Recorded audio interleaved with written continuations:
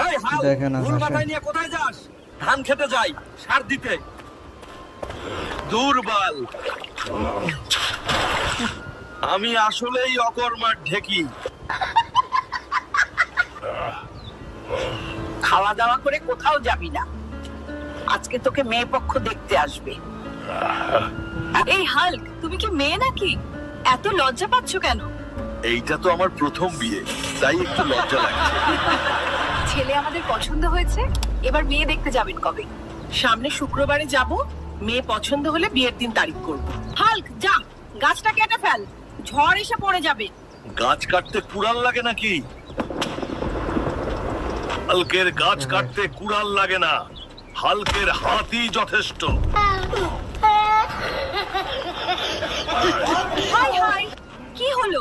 চলো আমরা নদীতে গোসল করি, অনেক মজা হবে।